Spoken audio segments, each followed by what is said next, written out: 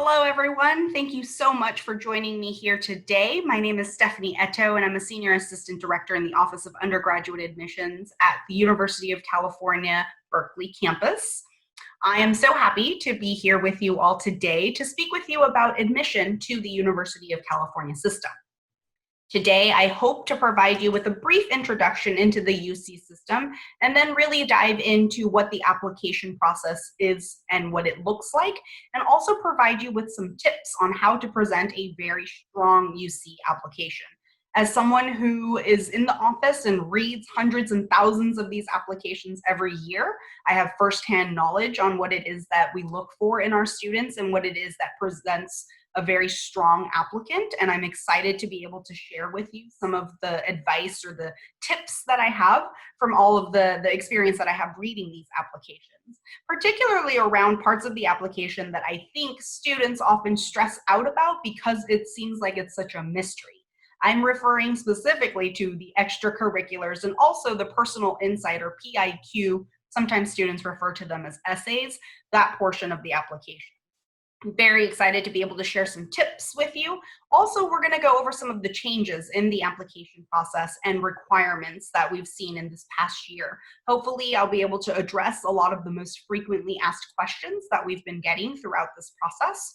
And I'm going to be presenting a lot of information to you in a very short amount of time. I want you to all rest assured that all of this information is available on our websites, whether it's the University of California website, admission website, or the respective admissions websites of all of our different campuses. Lots of valuable information. Also, at the end of this presentation, I will provide you with some links and some good places to start as you are navigating this college application process. Hopefully that sounds good. And let's launch into the presentation. I cannot launch into talking about applying into the University of California system without introducing the University of California system to you. So what are the UCs? We're a system of 9 undergraduate campuses that you can find throughout the state of California, our northernmost campus being in Davis, UC Davis, all the way down to the south in San Diego, UC San Diego, or UCSD for short, and then everywhere in between. All of our different campuses, we have some similarities. We also have some differences. So it's important that you are doing your research as you try to figure out which campus might be the right one for you, or which campuses might be the right ones for you. You'll want to figure out what is similar, what is different, what does one campus have that another campus doesn't have. One big thing that we share in common, or one big similarity or commonality amongst all the UC campuses, is that we share an application. We use something called the UC app or the UC application, which is different from the California State University system or the CSUs. They have their own application. And then other institutions that you may be looking at that use something called the Common App or the Coalition app, or even some institutions have their own application specific to their school. We do not use any of that.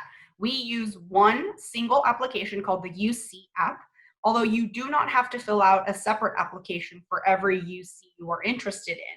You fill out one central app and then you check the boxes of the campuses that you are interested in applying to. I want to go over the timeline.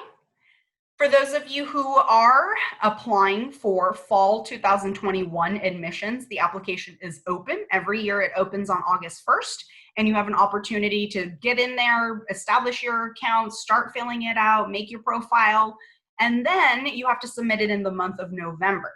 There is a fee that is assessed per campus that you want to apply to, and there's a built-in fee waiver in the application to see if you might qualify for that. I want to take a moment here to talk about how UC does not have an early action or early decision process. And for those of you who might not be familiar with what early action or early decision is, it's a way for you to tell a school that they are your number one choice by applying on a different timeline, an earlier timeline. Now, students often get confused because the UC application timeline looks like an early action or early decision timeline at other schools because our application is due in November. But please remember that we do not have early action or early decision, and that is our regular application time period for everybody, regardless of whether you're applying as a first-year freshman or a transfer. Now, you might be thinking, how do I choose which campus is right for me? Out of all of the different 9 undergraduate campuses, how do I know which one I should choose? Now, there's a lot of different things that you want to consider when you're thinking about which university you might want to spend the next 2 or 4 years of your academic journey. And these 3 questions are really just 3 of the most basic questions. There's a lot more to consider, but this is a really good start as you try to figure out which campus might be right for you. The size of the campus. And by size, it can refer to both the physical size, but it can also refer to the population. How many students are on that campus? For example, within the UC system, UC Berkeley is one of the largest campuses in terms of population. We have over 30,000 undergraduate students, and with our graduate students, we have over 40,000 students on our campus. So we are one of the larger campuses within the UC system. That's something to consider for you. Do you want to be on a campus with a lot of other students, or would you like to be on a smaller campus or a less populous campus? Location. As you saw from a previous slide, we are located throughout the state of California, but not just what city are we located in or what town are we located in, but setting. Or is it an urban campus? Is it a more rural campus? Is it next to a beach? Is it on a beach? Is it in a forest? These are things that you want to consider because you might want to spend some time not just on the campus that you are at or attending, but also you might want to spend some time off campus, whether you want to pursue community service activities, or maybe you want to do an internship, you want to get a job off campus. These are all things to consider as you're thinking about which UC campus might be right for you. And certainly last but not least, what major do I want? What academic area am I interested in? And does the UC that I'm applying to have that? We have various similarities and differences when it comes to academic programs. There are certainly programs that you can find at certain campuses that you won't find at other campuses. And then there's majors that you can find at any single UC campus. Even if 2 different UC campuses, for example, offer or have a College of Engineering, the majors that reside within those colleges of engineering can be different depending on the campus. So if there's a major that you are absolutely sure that you really want that major and that's the only major that you want, and you're not open to any other major, you want to make sure that you're doing your homework and seeing, is the UC that I'm applying to, do they have that major? And you want to make sure that you do that research early on because there's a lot of different areas to research, and make sure that you have done your homework when it comes time to the application, because the policies and the procedures and an application process can look a little bit different depending on what academic area you're interested in. I'm going to throw a couple different facts and figures at you about the undergraduates on our campuses. 82% of the undergraduates within the UC system are California residents. We are a California public state institution, and so we're always going to be answering to the residents of California. 40% of our students are actually first generation, which means that neither parent or guardian has graduated from a 4-year institution. And about 1/3 of our students are coming to us from the California community college system. I'm going to be talking about 2 different pathways into the UC system, and the requirements are different depending on which pathway you choose to come in. But I will take a moment right here to reiterate that in the state of California, we have an agreement between the California community colleges and also the 4-year state schools, the CSUs, the California State Universities, or the UCs, the University of California system. The agreement is that students who are interested in transferring are going to do the first 2 years of their 4-year degree at a California community college before transferring to a 4-year state institution.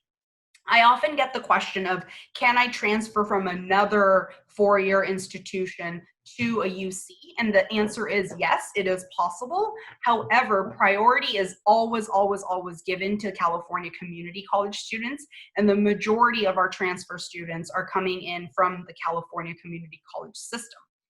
Also, the transfer pathway is a very big pathway into the UC system, and about 1/3 of our students, as you can see, come in from the transfer pathway. That's true in the UC system, and that's certainly true on the Berkeley campus as well. About a third of our undergraduate students are coming in from the California community colleges. One of the most frequently asked questions that I get from students and families is what makes a strong UC applicant, or what is it that I can do in my high school or in my community college that makes me a strong applicant? And oftentimes they want a recipe when they ask me this question. They want me to give them a list of, if you do this, this, this, and this, then you are guaranteed admission into UC. And unfortunately, that's just not how it works. Or maybe fortunately, that's not how it works. There is no recipe. There's nothing that I can hand you that says if you do this, then you are guaranteed admission into the UC system, with a few exceptions, which I will mention with the transfer pathways. For us, we don't have a recipe. However, I can sort of give you a couple of the ingredients that we look for, right? These are the types of things that, as I read your application, these are the types of things that I'm looking for in the students, because these are the types of things that we offer for our students. For example, academic engagement. All of our students are incredibly engaged, both inside and also outside of the classroom. 85% of our students are doing some sort of research or creative experience with faculty. The University of California system has been tasked in the state of California as the research institution. So we have research happening at every single campus in all different fields. Often when I say research, students think of, somebody who wears goggles and a lab coat and is pipetting in a lab every single day, which we certainly do have that type of research, but you want to remember that the academic offerings of the UC system vary from the STEM, or the science, technology, the STEM fields, but also all the way into the arts, the humanities, the social sciences. There's lots of different academic disciplines, not just what you typically might think of as research, as evidenced by this photo or this slide. About half of our students are learning in some sort of internship or practicum or some field experience, meaning that they're gaining knowledge and they have a love of learning that they're pursuing outside of the classroom. 42% of our students are performing some sort of community service. Again, other parts of the UC application. Why do we ask for all of that information? Not just your grades, not just your courses. Why do we ask for all of the things that you've been doing outside of the classroom? Because we have students in the UC system and opportunities for students in the UC system to engage in their community, to engage in research, to engage in learning outside. And we want to know, given what you have currently had available to you, how have you taken advantage of those resources or opportunities?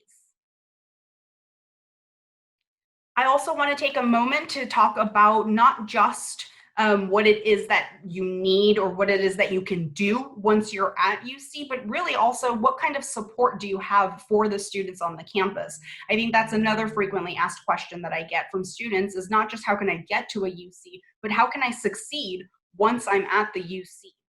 And this slide illustrates our commitment to the diversity that you can find in the state of California. Students that don't always have a home or resources or are part of a community that aren't always acknowledged on other campuses, the UC system tries very, very hard to make sure that those students are seen and heard and have resources provided for them. So this is just a small example of the types of different groups of students that we have resources for, and we really want our students to be able to tap into those resources and be successful once they're on our campus. We understand in the UC system that in order for students to be successful, it has to be the whole student, right? Not just in the classroom, but really it's talking about the mental, the emotional, and the physical well-being of our students. I think right now more than ever, being that we've had to switch to our virtual learning, a lot of these services and resources that we provide to our students have had to shift. They've had to pivot into an online platform and atmosphere, but we've been committed to continuing those services because we understand that students, in order to be successful as students, need to be successful as people first. And so that's something that's really important to all of us in the UC system. Now I'm going to switch gears into talking about the specific requirements as a freshman applicant, and then I'm going to launch into talking about transfer applications or transfer admission and how that might differ and how that might actually be similar to freshman admission. So first I'm going to talk about freshman admission and what are the minimum requirements as a freshman applicant. In the state of California, high schools are organized, or the high school subjects are organized in what we call A through Gs. And that's what we look for as a University of California campus. We look for completion of A through Gs. What that refers to is the different subject areas: history, social sciences, lab sciences, English, etc., etc. Now, for a full list of the subject areas, the A through G requirements, I encourage you to visit the UC or the University of California admission website and look under freshman requirements, and you'll see a breakdown of all the different number of years of each subjects that are required, and then the number of years that are recommended. So the minimum requirement is completion of those A through Gs. And then another part of that minimum requirement is that for California residents, in those A through G courses, you must have a 3.0 UC GPA. And again, if you want to know specifics on how a UC calculates a GPA and what grades and what years are taken into account, you'll want to visit the admission website, the University of California admissions website, and you can look up how does a school calculate a UC GPA. So again, to reiterate, the minimum requirements as a freshman applicant are completion of A through Gs and a 3.0 as a California resident. If you are a non-resident, you need a minimum of a 3.4 in those A through G courses. Those are the minimums. Now, I know that you're all sitting there thinking, wow, there's something missing from this slide, which I will absolutely go over in a little bit. But before I do that, I do want to talk about a couple of the different programs. I'm not going to go into too many details, but I will leave it up here for you to do your research on. We do have some system-wide guarantees for freshman applicants, and we have something called eligibility in local context, or ELC, where the top 9% of California high school graduates are guaranteed admission into the UC system. And there's also a statewide path. So whether you're the top 9% across the state or top 9% in your specific California high school that's under this program. If you're interested to know more about that, I encourage you to research that and also reach out to our admissions offices about this. Now I want to talk a little bit about selection in terms of what it is that we look for once we receive your application. So I was talking about the minimum requirements, right? So you have your A through Gs completed, you have a 3.0, great, the minimums. What do we look for beyond that as we're looking at your application? We're looking at the overall applicant pool. Who has applied to our campuses outside? It's not just your application, but also all of the other applications that we've received. Who's applied? What does our pool look like? We look at academic factors, and then we also have a comprehensive review. Every single UC campus does a form of comprehensive review, and what that means is that each campus looks at more than just your academic achievement. It can include things like the personal and school context, right? So what school, what's offered at your school. It can also be personal. And the trick with the personal part is that you have to tell us in your application. There is nothing that I can assume in your application. So I think it's really important for you all to realize right here that if you don't tell me, I do not know, right?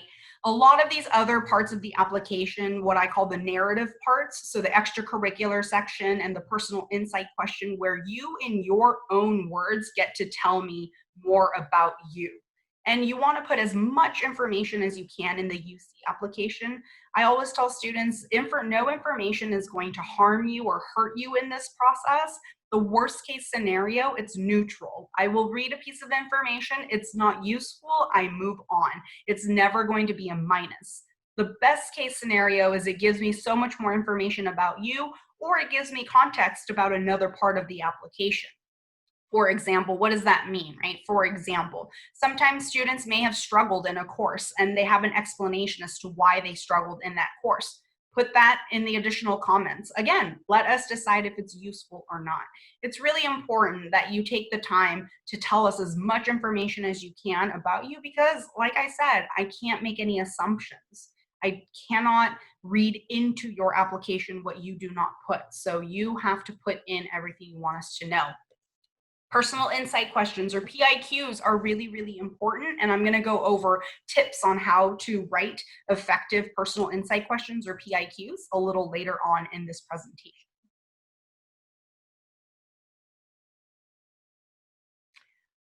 Now, I want to talk about a couple of the different changes that we have had from previous years. So a lot of changes happened in relatively quick succession, both as a response to sort of things that have been happening at the system-wide level for a while, and also in direct response to the COVID-19 situation. So something to note is, typically in previous years, A through G courses always have to be completed for a letter grade that gets calculated into the UC GPA. However, we recognize that a lot of schools went to pass, no pass for their winter, spring, and potentially summer of 2020. Those terms are those are the terms that we are accepting: pass, no pass, or credit, no credit for those A through G courses. We are not requiring students to take them for a letter grade for those terms only. The A through G requirements, again, we will not accept letter grades of D or an F to meet these A through G requirements. We will be accepting the pass and credit grades. There has been no discussion on or a final decision made on fall 2020, our current term that we're in right now. The UCs have not decided on whether we will accept pass, no pass.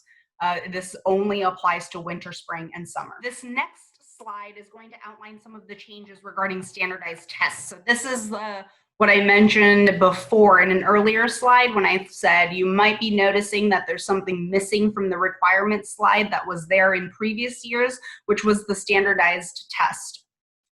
What happened in the UC system is we have now suspended the requirement for the ACTs and the SATs. No UC campus is requiring you to sit for the ACT or the SATs. That is not a part of the minimum requirements for freshman applicants in the UC system. Each UC campus has made a different decision on what they will do with scores. If a student chooses to submit them, you will still be able to submit them if you would like. We will never hold it against a student if you do not have a test score. So please do not feel compelled to find a testing center. Your safety is the most important for us, and so we don't want people to feel pressured to turn in. There's different ways to show your academic ability and the rigor. We look at your curriculum, we're looking at the grades that you've earned, and some of this language around the testing has been very confusing for students and families. And so I encourage you to go to the University of California admissions website and look. They have a table that outlines what the various decisions are, and depending on which fall you are applying for, which admission cycle you are applying for, the differences in what's required. Right now, the ACT and the SAT requirement has been suspended. You do not need an ACT or SAT score. Okay. So this goes into the timeline for the next several years.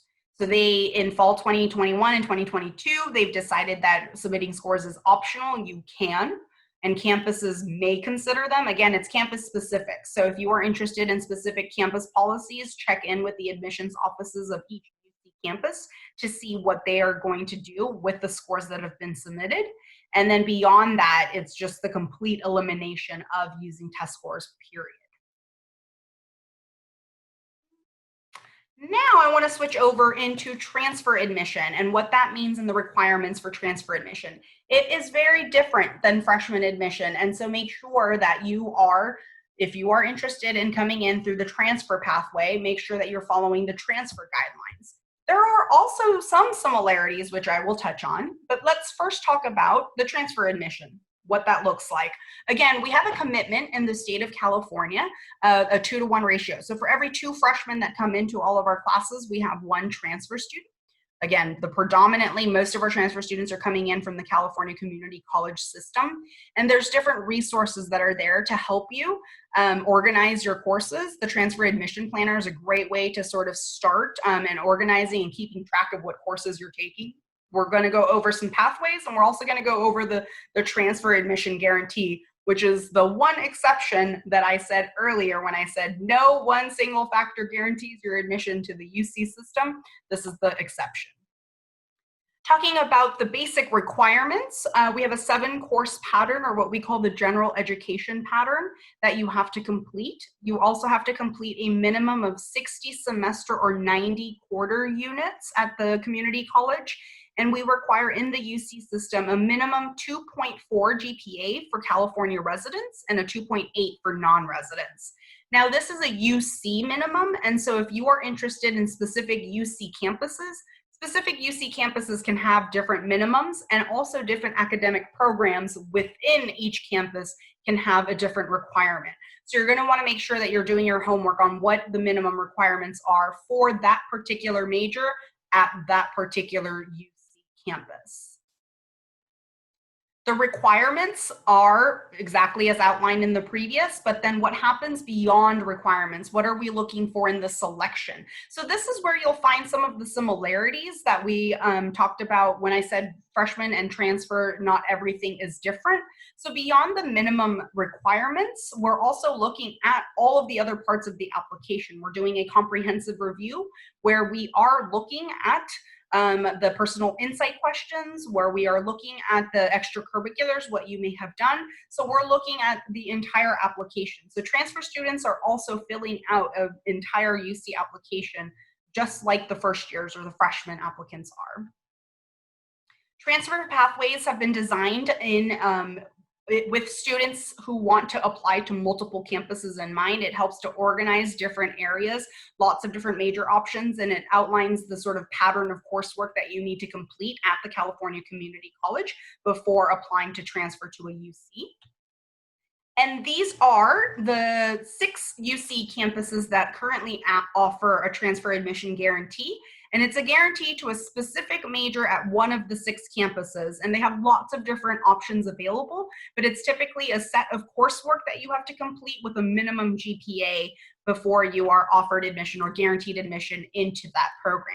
So if you're interested in learning more about that, I encourage you to look up, we call it TAG for short, the Transfer Admission Guarantee.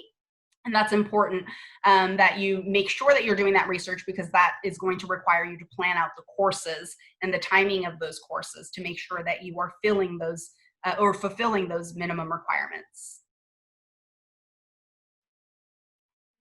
Now, some changes that happened in response to COVID-19 for transfer students. Previously, we actually have a unit cap on how many units you can take pass, no pass at the community college. And we temporarily, because we understand that a lot of the community colleges also went into a pass, no pass or credit, no credit grading scale, we temporarily suspended the cap. So any units that you earned in the winter, spring, or summer 2020 with pass, no pass, those will not count toward the maximum number of pass, no pass units that you are allowed. We are also accepting pass grades for admissions purposes in our major prep courses, with a few exceptions. All right, now those are the minimum requirements. I do want to take a moment to talk about the financial aid piece. Because we have such a short time together, I'm not going to be able to get fully into what financial aid looks like and what that means. And I highly encourage you to reach out to financial aid offices on various campuses, and also visit the financial aid websites that we have, whether it's the system-wide or also individual campuses. There are tons of information available. Just some brief facts or some numbers that we get asked for is the time to degree. How long does it typically take our students to graduate? It takes about 4.1 years is the average for our freshman applicants or freshman admits, and then about 2.3 years for our transfer students. Financial aid and the finance piece of it, it's important to remember that, if you are a student and you are dependent on your parents, then it's going to include the contribution from the parent. It's going to include the contribution from the student. And then also it's going to be institution, whether it's our specific institution or the state or even federal funding. So those are the partnerships that we have. And you always want to make sure that you're filling out a form that I'll go over in a little bit. This is a slide that shows you a typical average sort of cost of attendance for an in-state student. This varies across the different UC campuses. Tuition is set, but room and board can look different depending on the type of room and board that you select. And so keep in mind that this is a rough estimate of the total cost for an in-state student. 42% of our students graduate with no debt, and we have actually almost 60% of our students that don't pay any tuition at all, and about 3/4 of our students in the UC system get some sort of grant or scholarship. And so there's different ways and opportunities for our students to be able to finance their education, and it's important that you do your research on what's available and what you can qualify for on the various UC campuses. This is an interesting statistic that students always, I don't know if it makes sense to you now, but as you kind of do more research into universities, it'll make more sense, is the national average when it comes to debt once you graduate is $30,000, and the UC average is much, much lower than that. And that's something that is important for us to be able to continue for our students. Now, the financial aid piece, you're going to want to make sure that you're filling out something called the FAFSA, or the Free Application for Federal Student Aid.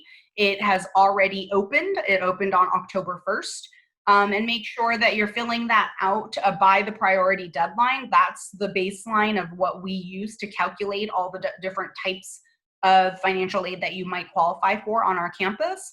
And then also spend the time to research scholarships, not just what's available on our campuses, but also private scholarships outside of our campuses.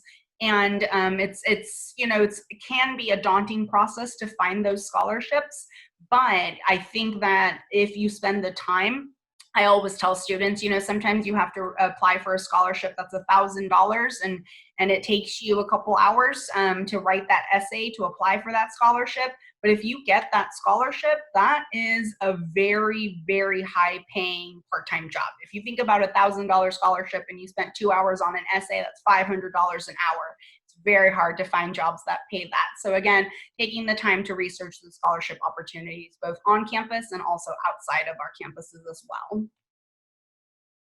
Now, this is where I'm going to point you in the direction of a couple useful resources and general admission information and the selection process.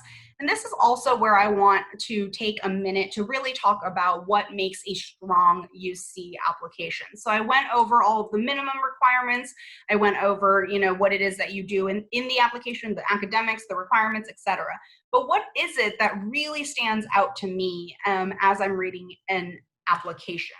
The personal insight questions are our way of getting to know an applicant. Those are where we really want to know more about you in your own words.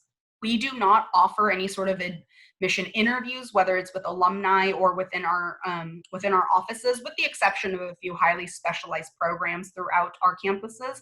But for the most part, we don't offer any interviews, and these personal insight questions are our way of interviewing you. So we really want to know who you are in your own words. They're very short. It's a list of 8 questions that you select 4. For transfer students, there's a required question, and then you select 3 out of a list of 7. It does not matter which questions that you select. It's really which questions are going to tell us the most about you that you want us to know. We want to know students who are going to come to our campuses, not just succeed academically, but again, pursue all those opportunities, whether it's the clubs, the student organizations, the public service, the leadership opportunities, research, whatever that looks like, the internships, the practicums, whatever that looks like for that student. We need students who are going to take advantage of those opportunities on our campuses. And this is where we get a lot of information about what students have been doing currently. Not everybody is going to have the same type of extracurricular or personal insight question. It's going to look different for each applicant. And so I can't give you sort of a cookie cutter explanation of this is what we look for and this is great and this is not great. This is all I can tell you is tell us about you in your own words. Do not treat the personal insight questions like an academic essay. It really is more about who you are. It's more information-based. It's not just about the other parts of your application and reiterating the information that you already put. If you already listed those extracurriculars, you don't need to mention it again unless you're going to go more into detail. Our website, the admissions website for the UC system, has some worksheets that the personal insight questions worksheets, they help guide you in the right direction of how to brainstorm and also how to write the various personal insight questions, how to maybe break down what each question might be asking and telling us who you are. So that's a really great resource for students that you can find on our website. All of our various campuses have a lot of different things on our websites to help explain every single part of this process and how to fill out the application. And I encourage you to check out those resources on the website as well.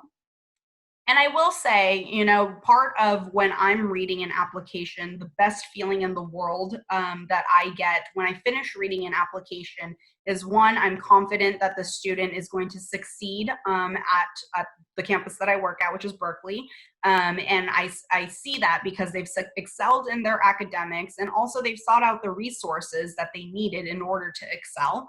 And also, in addition to the excelling in the classroom, I love when I read an application and I can really vision the student on our campus. I can really get a sense of who they are, what they might be interested in, the different clubs and activities that they might participate in, and that's the best feeling in the world. And so that's really what we're looking for in the extracurriculars and the personal insight questions. In your own words, a couple different things that we always tell students is some things that I see over the years that haven't been as helpful in the personal insight questions is when students talk all about somebody else and they don't talk about themselves. Sometimes students will talk about something else. For example, you know, there's a question that talks about your favorite academic subject. A student will talk so much and tell me so much about the subject that they forget to tell me about themselves. And so it's important to remember that they are personal insight questions. These are going to be really different than even the Common App essays that you might be writing, or essays for other parts of the application, or other types of applications, I'm sorry. It's going to be very different. These are very unique to the UC application. They're very direct. If you had 5 minutes with an admissions officer, what would you want that admissions officer to know about you? That's how you should approach writing the personal insight questions. And I think with that, that is the end. Again, my name is Stephanie Eto. I work in the Office of Undergraduate Admissions at UC Berkeley. Thank you so much for taking the time today to listen. All of these resources are available for you on our websites. We have different ways to engage with our admissions offices, whether it's through social media or on our website, so please continue to check that out. We also have a lot of virtual programming that's happening this fall in light of the fact that we cannot go out and visit the different schools and meet with you in person. So a lot of different ways to engage with us. Please check us out. Thank you so much for joining me today, and I really, really, really appreciate it. Have a wonderful rest of your day. Thank you.